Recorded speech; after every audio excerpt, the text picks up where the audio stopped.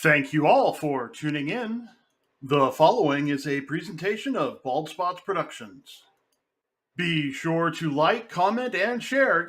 Subscribe, follow, whatever it is you've got to do to kick that algorithm into gear and help us reach more people. Yes, it is I, your humble host, Bil Hatch the Third, coming to you live from the palatial studios of Bald Spots Productions here in the beautiful city of Malden, Missouri.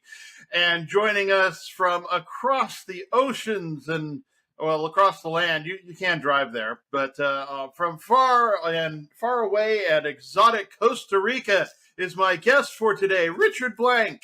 How you doing, Richard? I'm doing great, Bill. I'm so happy to see you. It's my fourth time on your show, and it keeps getting better every time. I just love coming back and sharing ideas and my adventures. Yes, for sure. You're all dressed up for today. I'm impressed. I feel underdressed. Don't worry about it, my man. I got a couple big parties after this podcast, so I'm dressed and at the ready for the holidays. Nice. You do a big party, big shindig for the employees there at the call center? Throughout the past 16 years, I've tried many different types of all-you-can-eat buffets and other types of restaurants and events. But the thing where I've gotten the most people to come and stay the longest and enjoy the most is all-you-can-bowl. So I rent out about 4 lanes. Yeah, I do it for about 8 hours so people can come at their leisure. They're not restricted to a certain time during a Saturday. And so they come in and they have a bunch of beers, a bunch of burgers, first-time bowlers, most of them, and nice. They really enjoy themselves. And so it's a great bonding experience. Okay, that's awesome. Yeah, I've never had that as a Christmas party for the work when I've worked for other people. That's quite a unique idea. Yeah, it really feels like high school. We get more of the corner of the lanes. So once again, we're not the general public, and as I say, just with all the beers and a lot of the times people don't spend time with each other outside of the office. Maybe a few clicks. But this is the first time that everybody gets to raise a glass and break bread together. And so it really is one of those times where, they shed some skin and really bond that much more. Yeah, cool. That's awesome. Hey, I don't recognize the jukebox behind you. Is that new? Well, in my collection, yes, but she's a beautiful 1961 Ricola Regis. Now, Bill, one man's trash is another man's treasure. And I'm up to 15 pinball machines and 6 jukeboxes. Forget the air hockey table and other machines. These are the choice ones. And people just have them in their bodegas or they forget about them. Put boxes on top of them. And so you and I are willing to drive 5 hours up into the mountains in the rainforest to save them and restore them. And so, yes, my good friend, she's here today, very proud. Nice. Yeah, she's a beautiful machine. And what's the first song you put on? You put on a new jukebox. I have 2 different ways to do it. First, you put in the radio and MP3 player, so you can do whatever you want to do. But when I would get the machines built, they're full of records, and I'm thinking INXS, Led Zeppelin, anything. These are usually artists from the 50s, 60s, and 70s from Central America and Latin America. Okay. I've never heard of any of them. And so for the locals, they're gems. For me and you, we pass over them. And so I had to put my own collection in there. I buy stuff off of eBay, or even down here, there's some old vinyl shops where I can find some really nice 45s of certain rock bands that I like. And but maybe the first album I put in there, of course, it's INXS. I had a 45 of Suicide Blonde, so that was the first one that I played in there. But, I fill it with what I can get. But it really does have a nice sound. I mean, I understand people's love for vinyl with the needle and the speakers. But then again, when you start doing the radio MP3 and Bluetooth, then you have millions of songs, and it's the top quality and you can do whatever you want with it. And so everybody to anybody can play DJ whenever they want. Nice. Nice. Yeah, I finally went and bought myself a little record player. It does. It also does MP3s and CDs. But yeah, I saw it That's at the cool. store. It was on sale. I'm like, okay, I got to get back into vinyl because I've got a very small collection of vinyl, and but I got to go out and get some more because yeah, it's there. There's nothing Well, like the Bill, what's sound your of most valuable piece? oh What, goodness. what what would you say is your most valuable vinyl that you have, or the one we know the most? Wow. Um, Gosh, I don't know if any of them really have value outside of myself, but I've got an old original Chicago album. Oh There you go. shoot, what's That's cool. I'm trying to remember which album it is. Ah, you put me on the But the spot. sleeves are nice. The artwork. Yeah, yeah, the artwork To me, is what it's most really people everything. are You get to looking read the for. lyric. Exactly. So it's something you can touch and hold, and that's cool, man. And there's a lot of fans out there, including myself, that like Chicago. So very Yeah, cool. Very cool. yeah, for sure. And yeah, I need to get some Zeppelin in there, and some old Queen. Um, love the stuff from the '70s and '80s, and just nothing today quite like that music. I think they're under pressure to produce. And Yeah, back in the day, it was still sort of new, kind of like rock and roll was created out of, as they say, jazz and the blues back in the day. But where was that created from? And right. so it's okay that it's commercial, and I applaud their success. But Yeah, I no, don't know if it absolutely. can hold over time. Yeah, seems like there's a severe lack of originality of newness to it. It feels the same as yesterday, you know. But I mean, there's some good people out there doing some good music. Um, What I I try belong to to do, a if the beat sounds the same, oh, you I'm know sorry, go ahead. no, I was going to say I know a few musicians through my networking group M&O that who are trying to some of them are tribute artists, but there are definitely a few who are doing some new and original stuff. One of the guys I know, the main way earns a living is as a Freddie Mercury impersonator, as the head of a Queen Really? tribute band. Yeah, but he does his original work is what he refers to as um, rock opera, and he combines English with Arabic language work, and it has this. I mean, it's definitely rock and roll, but it has this operatic quality to it, and it's definitely very original. And yeah, if you ever have a chance to look up Aladdin, um, ALLEAD. No, wait, one L, two D's. ALA. And let's see. Now I'm gonna have to look that up. Emo's gonna kill me. Got my pad at the ready. Yep. Let's see here. Um, That's good. AEDDIN. I admire the songwriter, and Yes. sometimes that lyric could be adapted into other types, unlike the music that sometimes can't be adjusted. And so it might not be the perfect fit, or it might not be where it needs to be. It's almost like, remember when Joe Cocker sang Mm-hmm. Help from My Friends at Woodstock? I believe that John Lennon said that, that song's kind of his now. I mean, there are certain people that can, as you say, cover it and take it to a certain place where maybe it needed to be originally, or most people understood it the Yeah. best. Yeah. And so lyrics are so important. It's almost interesting to Oh read the yeah. lyrics before you even listening to the music. And I Yeah. find that quite interesting. And my communication studies in college, they really wanted you to see things three different ways: without sight, without sound, and then comboing it. And it's just, there's different perspectives in regards to which order that you put it into. And I always Yeah. tried to look at things as an arbitrary, in a neutral way, just to see how every single person could understand it. And that's where I think I got the most experiences out of that stuff. Yeah. Yeah, I've always found it interesting that most musicians seem to put make their music first, and then the lyrics come from that. Um, where it's like in my mind, it makes more logical sense to write the lyrics first and then make music to fit it.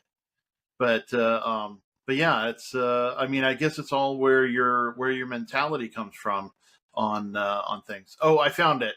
Emo Aladdin. Alaeddin. Rock on. Well, that's Yeah. cool. They got a good plug today. Yeah. Yep. Always. But yeah, it's a very unique sound. But yeah, it's funny. When I met him, he was selling cars and fooling around with the music. And now the music is number one, and he decided to go all out.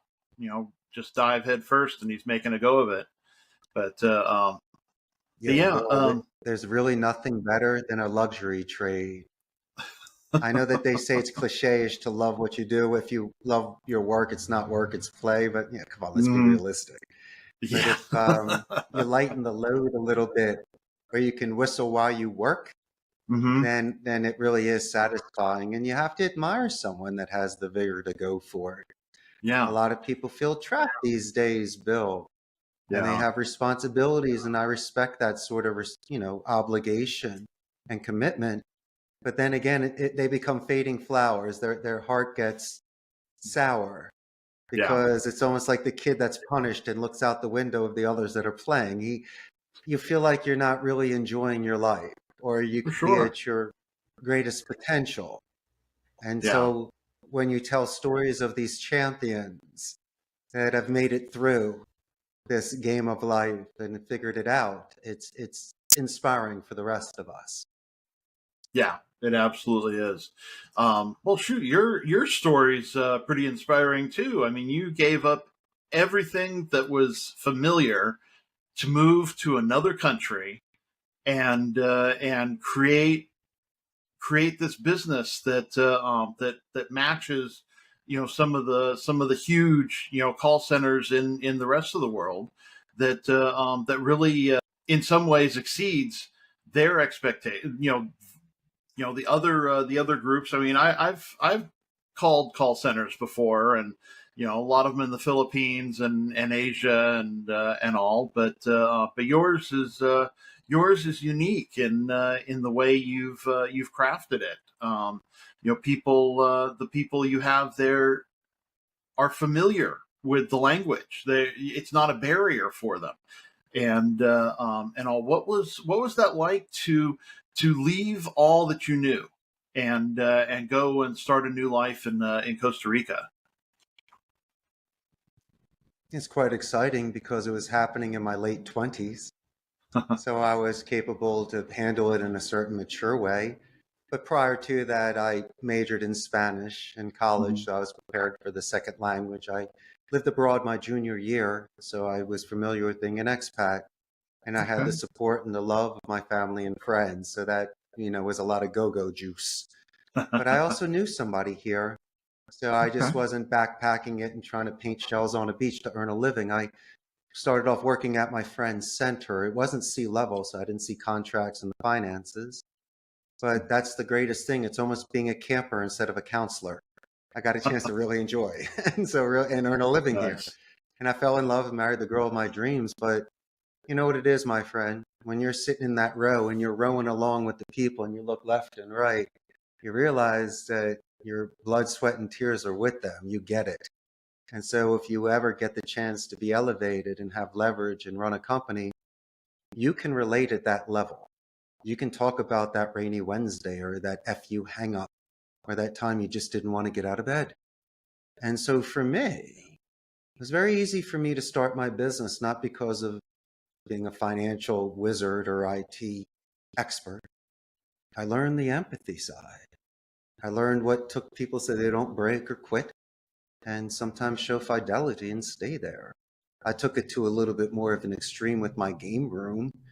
And I also took it to the extreme by knowing them, their names, and breaking bread and training with them. A lot of CEOs decide not to walk the roads, or they just see people as numbers. And I'm fortunately capable of handling my 150. It's not like 15,000 people. You can't expect to know every name there. But with my group of strong warriors, of course I know them. I know them well.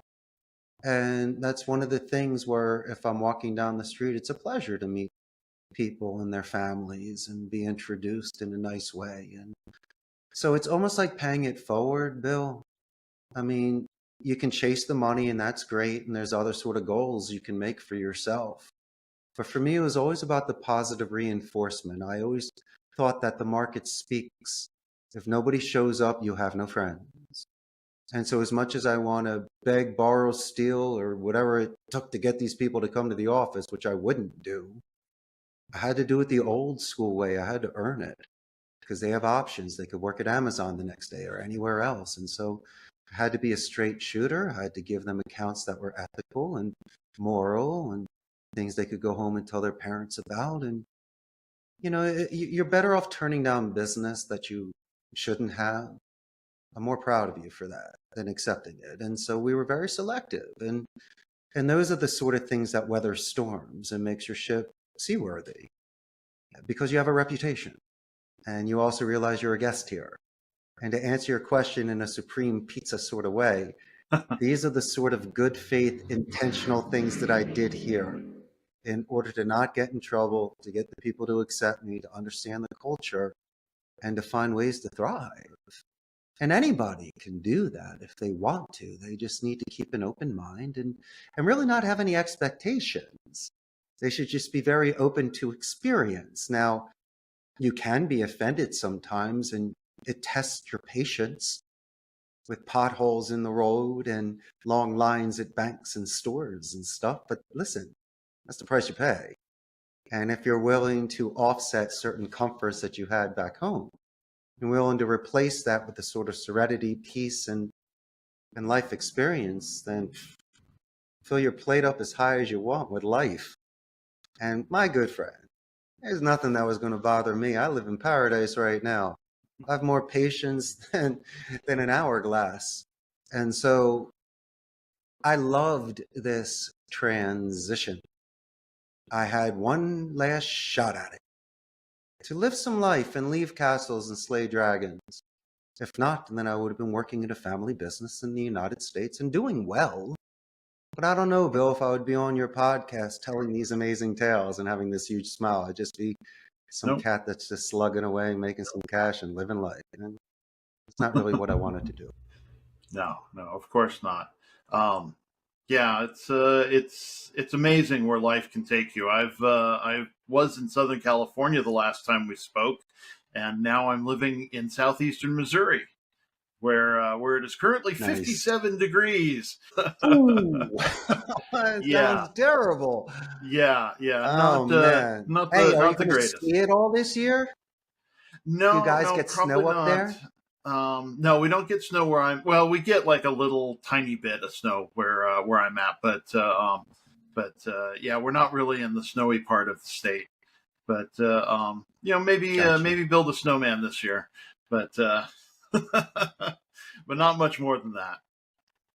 But yeah, and they used to call off school for us back in the day. We used to get a lot of snow days in Philadelphia. Oh yeah, I bet. Don't get too many in Costa Rica though. We do not, unfortunately. Well, at least you got beautiful weather down there, and like you said, you're living in paradise. But yeah, I'll tell you what, I replaced snow with earthquakes. I've definitely felt a few earthquakes since I've been here. I've slept through a few, but there are some that even we have it recorded on our cameras at the call center. You see the building shaking, people running outside.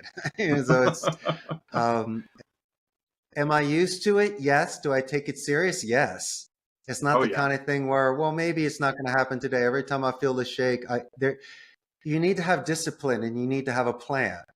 And so my entire call center, instead of having chaos, it's almost like in school when they taught you the fire drills. This is not game time. I do have insurance here, but also I don't want the building to collapse on people, even though it's a Right. pretty solid structure. Regardless of nothing, when things like that happen, people have the right, the legal right and the ethical right, moral right to get up from their desks and get out that building to protect themselves. And so Yeah. I haven't seen chaos. I've seen a couple people cry because they get emotional, and you got to calm Huh. down Billy in the corner. But, for the most part, people have calm and cool heads during chaos. And I like that about people when things like that happen. Yeah. Yeah. We every now and again I think I feel something, but the local earthquake fault here is the New Madrid fault, which only goes off about every 150, 200 years. So, so I'm Really? not too worried about getting earthquakes. But yeah, but Yeah. we have been warned that we have a couple of tornado seasons, and that worries Really? me a little bit. But because we don't have a basement, so but I was going to but yeah, it's I mean, there's always something that an area has that isn't perfect, but you learn to live with it. You prepare as best you can and move on. Of course. But yeah. Oh, let's see. What are some good things we could talk about since it's just the two of us? Let's see. Any new pinball machines? You got the new jukebox. How about the Great pinball question. machines? Actually, I got two brand new treasures. A Nice. 1970 Bally's Camelot and a Okay. 1971 Bally's Expressway. Hmm. Nice. How do I explain them to you? Well, the Yes. Expressway is interesting. It's really only a one-player game. So that's nice. Okay. And both of the games have the wheels where they keep their score. The sounds are just bells and chimes off of the xylophone that they have. Simple scoring, and both of the play fields are painted wood compared to the laminates and stickers from the later games. Okay. The side art is incredible. The marquees are original and in excellent condition. Great. And for me, it's a slower play because of the incline of the table compared to some of the newer games. It's a very open play field. So, I mean, you could really hit your shots and it bounces around. And it's wonderful that I have them. I'm more than appreciative. I try to play them every day, and I see that the agents are gravitating towards those machines more than just my ultimate fighting machines that I own. They know this is a special experience that's different than virtual pinball. And why so much? Why my purest of pure passion? They were expensive growing up. I mean, I could play a Pac-Man and Asteroids for a half an hour on a quarter. Come on, you were a great Centipede game, right? I mean, what was your top game back in the day that you could play in the arcade? Oh, back in the What game, did you do back in the day? What was your I top three liked games? Tempest. I liked Uh, Tempest. hmm, what a Yeah. wonderful Atari vector game. And what else could you Hmm. play? Oh man. Did Asteroids, Centipede, and oh, what all were some of the other ones? Did a lot of the shooting games, the ones with the actual where you'd have the light gun and Sure. and go shooting at the various characters. Always enjoyed that. Um, but But you're talking Asteroids and Centipede. yeah, And Asteroids and an above Centipede. average player can run a 20-minute game on those. And so Yeah.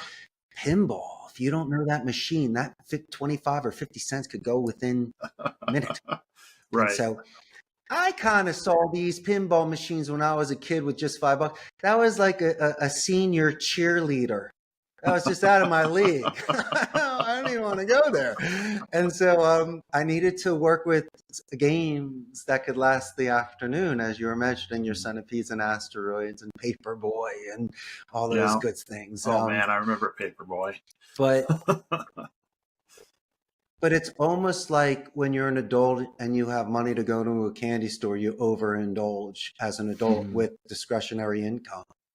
And since I had this space, since I knew it was a good medium for the company, I knew that it was the perfect time for me to collect these machines because I just can't pack my house out with them. Even though I have a game room there, I just can't start bringing them in the house too. My wife would kill me. And it made sense because a lot of the agents enjoyed them. So it was a very strong argument for me to continue buying. But you're looking at machines that are worth, and I'm not going to, the most expensive machines I have, it's like Arnold Schwarzenegger's Last Action Hero. It's a 94 machine, okay, from Caddy East. And that thing's about $5,000. I got a Doctor Who, NBA Fast Break, Judge Dredd. I mean, these are machines $3,000 to $5,000 depending on condition. I'm not even talking import tax and transportation. Let's not even go there. Sure. I'm getting these machines for like $400 to $500 tops, unless I buy in bulk. And then you just get in touch with certain companies like Marco Specialties, and they'll just look up the part for you and send it to you, which could be between 50 cents to a couple $100, depending if you need a screen. Nice. I have my electricians here that can read through these manuals, and even if they've never worked on a machine before, know how to connect the stuff, and things are starting to work. And then all of a sudden, little by little, this thing starts glowing more, bumping more, sounding more, and coming back to life. And I'm like, this is great. And so for an investment of, let's say, $400, and let's say another $300-400 under $1,000, I'm sitting on a $5,000 machine, which I'm never going to sell. But it's not the point. The point is that I'm capable of restoring these things, getting the parts. If I ever need to sell them, I'll get my money back. But they're not going anywhere. They're with me now. And so what a fun time. And it's free play. So anybody that comes to visit me, play your brains out. Yep. They found a good home, and yeah, there's something special about restoring or saving old things. I've had a few older items like coins and I have a collection of comic books, and being able to make sure that they're safe, and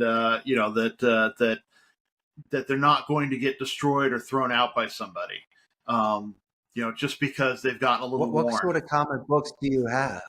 I have like, a what lot are your of old Spider-Man. ones, like old Richie Rich and Archies and things like that? I've got some of Little those. I've got some of those. Probably the oldest one I've got is a comic book I got from my mother that she had gotten when she was a little girl. Do you remember the movie Pollyanna, a Disney movie? Sounds familiar. About a little girl whose parents had died, and she goes to live with her rich aunt, and but she's got this cheerful, completely cheerful, optimistic, Pollyannish, kind of outlook on life, and her aunt's the complete opposite, and the town is just down, and they're it's a depressed kind of area, but she ends up changing the way the town's outlook, and it's a Disney movie. So, but I've got a comic book adaptation of that movie, and so it's from back in like, I want to say the 60s, 50s or 60s. So not super old, but older than me. But you're gonna laugh at my collection. Oh yeah, I got my Archies and the Richie Riches and all those spin-offs of that stuff, but I had a killer collection of Battlestar Galactica, the A-Team, this thing called Nam back in the day, which I used to collect, and like Conan the Barbarian. And these that had like the back plastic and things to protect them. Where's my collection now? I don't know. Your mom always threw it out or gave it away. Why? But yeah, man, I used to collect that stuff in the 70s and 80s. I'm glad you still have yours. You're very lucky. Yeah. I've got the biggest part of the collection would be Spider-Man. I've always been a huge Spider-Man fan.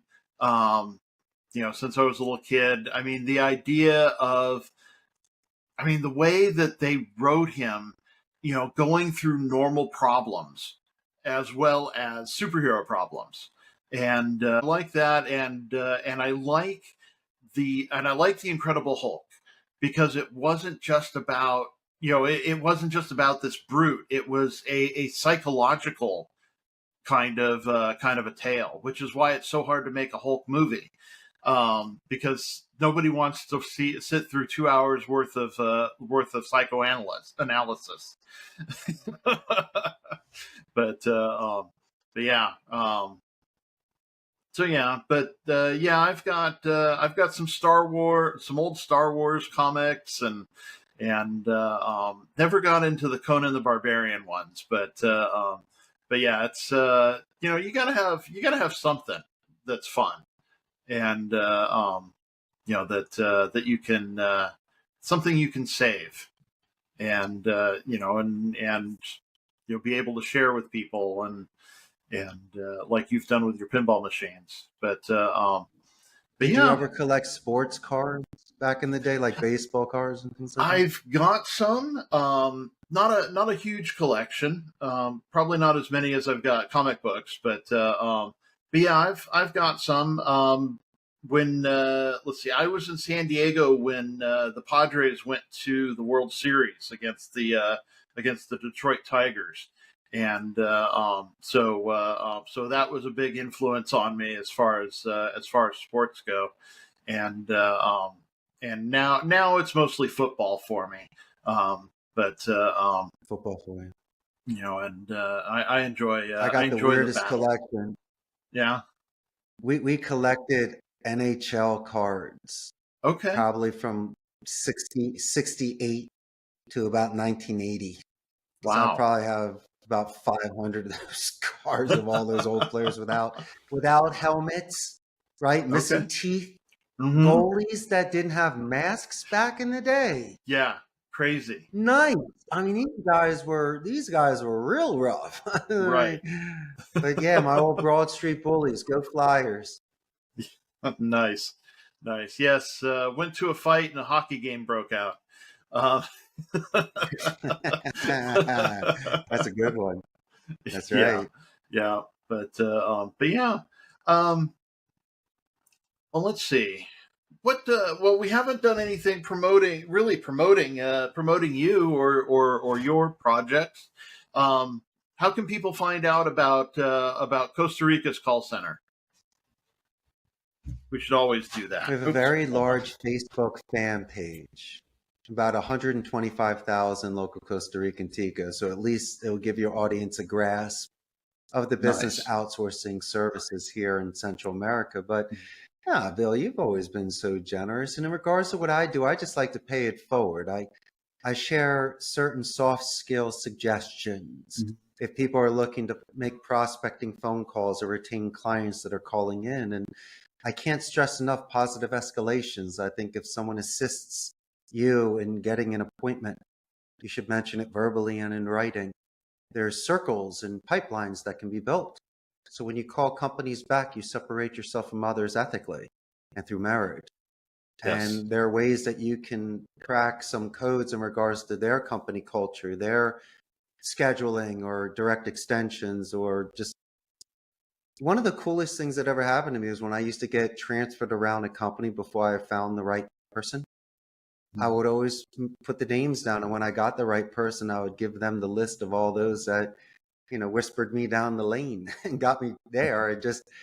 But once in a while, there'd be some really colorful character in the mailroom, the accounting department, or somewhere I got transferred, and we connected.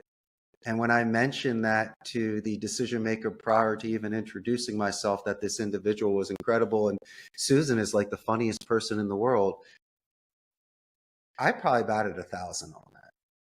Instead of saying, "Who is this?" or "Is this a sales call?" People were like, "Oh, yeah, Sally's my daughter. No, she's been with us for 20 years.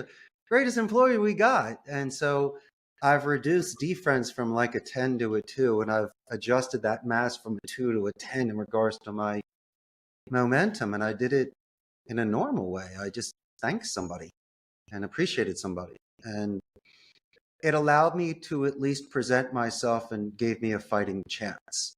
I didn't say I closed every deal. Sometimes there's contractual price or other sort of obstacles, but the greatest thing is to chuck Wepner, to go the full distance against Ali. And I can live with myself if I can go all the rounds and give the best fight of my life.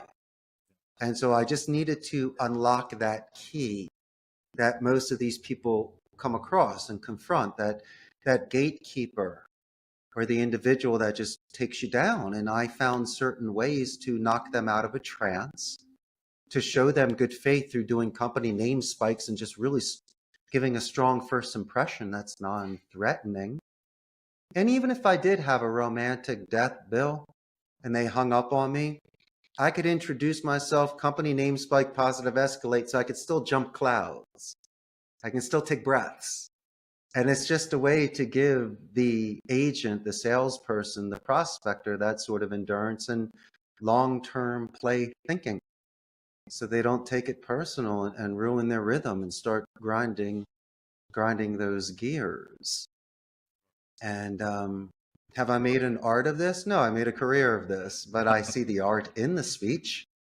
Yeah. And somebody needs to incorporate that when they make every phone call, do it with sincere passion. And if they do, then as I mentioned earlier, we have a luxury trade, and that's a nice thing.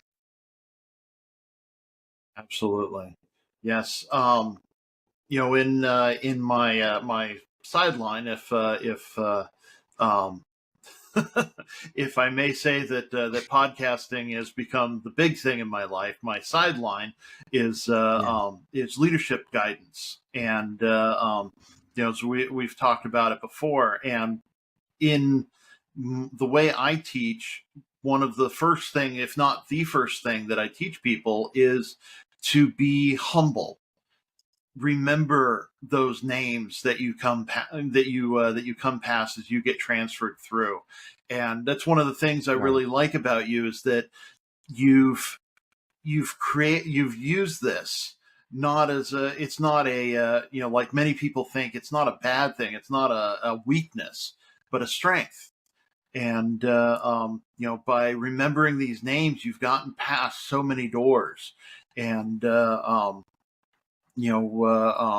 it the story that there's a story that goes that Richard Branson, when he after he bought a hotel, a luxury hotel in England somewhere, he spent time before going to see the general manager talking to the people on the floor.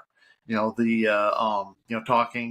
spent like 20 minutes talking with one of the chambermaids.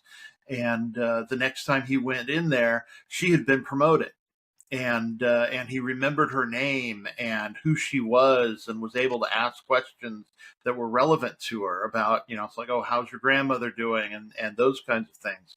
And it's really, an amazing tribute to you that you're not just looking at the end result, you're looking at the people it takes to get there. And I really, it's definitely one of the things that I really like about you. Well, thanks, my brother. And I know you do the same thing, but I'm not going to insult you with this question, but I need to ask it.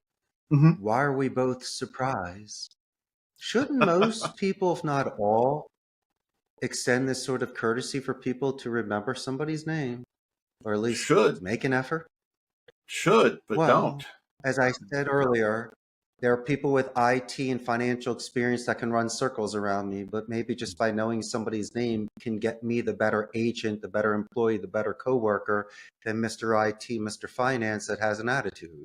Right. And so maybe you and I go old school, where I don't even need a computer to relate to you. I don't need even electricity or to log into something to connect. Right.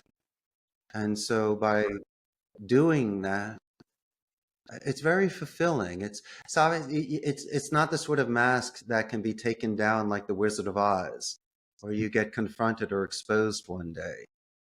If you are that sort of sincere cat, it's the same thing every single day, no matter how they try to trick you. And they're the ones that get exposed for not doing the correct thing when they should.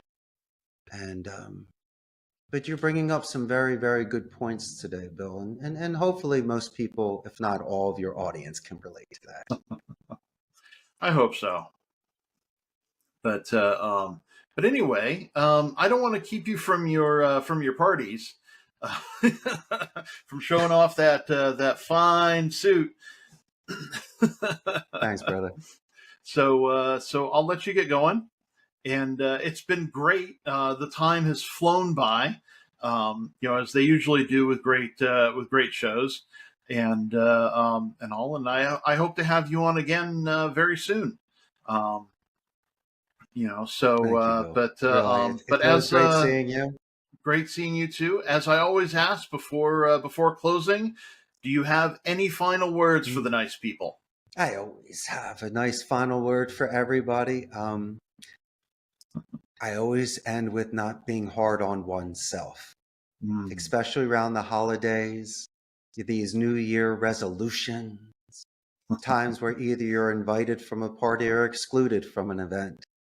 You gotta not put all the eggs in that sort of mental basket. This is a time of not even reflection. It's just is. It's the end of and the beginning of. And so just transition to that in a healthy way. Okay. Don't let this month, this week, this day constitute your entire year. And I know there's a lot of flashing lights and bells and whistles and Hallmark movies, Home Alone, which is my favorite, and all these other stuff to watch and to eat and to experience and try to do as much as you want to. If you like gingerbread cookies, then eat those, but doesn't mean that you need to have a mistletoe. And don't compare yourself to anybody else during the holidays. I always felt that the best presents, and you're going to maybe question me on this, but it's those handwritten cards. Even as a child or as an adult, when grandma used to write to you in cursive and really write out something compared to what the company writes to you, or the child that draws something on the outside, or someone that just makes something for you like the sweater. As much as you laugh at it and it might not fit and one side's longer than another, that's priceless.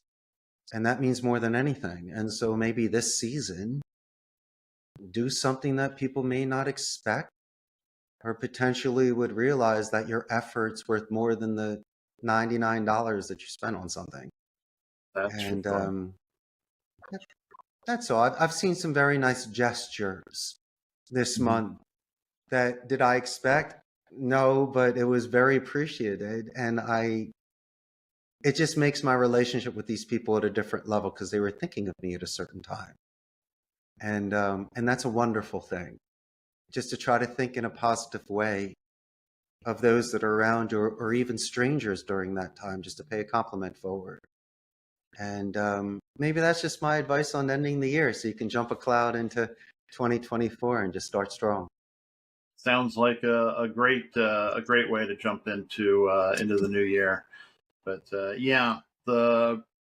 sometimes I miss the old ways. There was a lady back when I was living in Southern California who had gone to the family church with me, and she handmade these greeting cards for just about any occasion you could imagine, that she would make to give to people. And these weren't just, yes, there was a handwritten note inside, but they were like 3-dimensional inside, and these little cutouts, and just they jumped out at you, and it was just such a beautiful thing, and a rare thing. But and this was how many years ago that you're mentioning now on your amazing podcast? Wow. How many decades ago was this? She this would have been within the last couple of years that she was still doing this. There you go. This is very recent. All the cars that you've seen your whole life. Yeah. Think about it like this. Out of all the cars that my good friend Bill's received through the years, he's mentioning this one on his awesome podcast. And so definitely this one made the most impression. Yes. A personal touch is definitely, the effort is worth everything.